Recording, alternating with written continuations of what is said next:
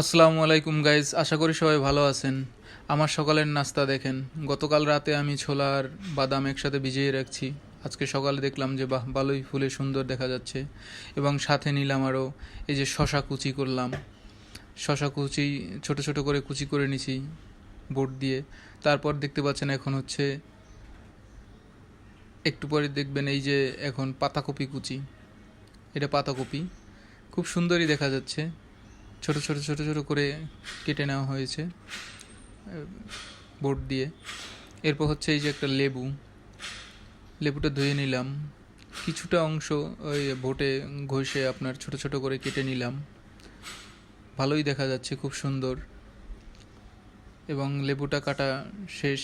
লেবুর পরে আর একটা জিনিস আমরা অ্যাড করব।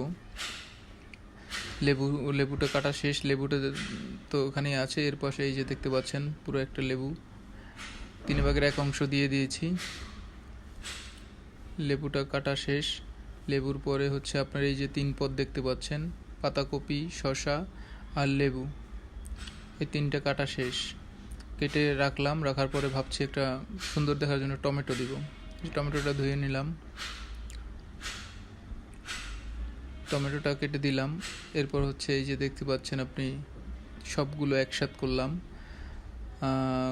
শসা, পাতাকপি, বাদাম, বুট, টমেটো এবং এই যে লেবু। এই যে বাদাম আর বুটগুলো খুব সুন্দর দেখা যাচ্ছে, সবগুলোই ভালো। এবং এই যে অ্যাডজাস্ট করে নিচ্ছি, সাথে একটু লবণ অ্যাড করে খুব সুন্দর করে করে নিচ্ছি, অ্যাডজাস্ট করে নিচ্ছি। এবার একটা চামচ দরকার, যদিও চামচ নিয়ে নিচ্ছি, কাঁটা চামচ নিয়ে নিচ্ছি। এই যে কাঁটা চামচ দিয়ে সুন্দর করে এটাকে অ্যাডজাস্ট করে নিলাম। এই হচ্ছে সকালের নাস্তা। কার কার পছন্দ হয় না পছন্দ হয় জানি না, কতটুকু শরীর সম্মত। তা আমার ভালোই লাগে, আমি প্রতিদিনই এটা খাই। তো ভাবলাম যে আমি যেহেতু খাচ্ছি, যদি অন্যেরও, অবশ্যই কাঁচা ছোলা এবং কাঁচা বাদাম সব কিছুই কাঁচা, একবার অথেন্টিক। এখানে এখানে কোনো তেল টেল কোনো কিছু অ্যাড নেই। এটা সবার শরীরের জন্যই আমার মনে হয় যে খুব উপকারী হবে। আর গরমে এখন সকালবেলায় খালি পেটে খেলে ভালোই লাগে আমার কাছে। তো আমি এভাবে খাই, আপনারা কে কীভাবে খান অবশ্যই জানাবেন। আর যদি আমার এটা আপনাদের ভাল লাগে, অবশ্যই একটা লাইক বা একটা কমেন্টস করেন। আর তাহলে হয়তো নেক্সট ভিডিওগুলো দিতেও উৎসাহ পাবো। জানাবেন।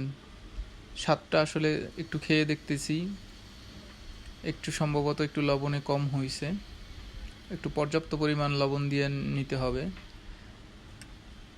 এই যে একটু লবণ দিয়ে নিলাম, বেশি এবার না, পর্যাপ্ত পরিমাণ, অতিরিক্ত লবণের দরকার নাই। এর বিট লবণ হলে আরও ভালো হয়, স্বাদটা বাড়বে। আমি যদিও বিট লবণই দিয়েছি।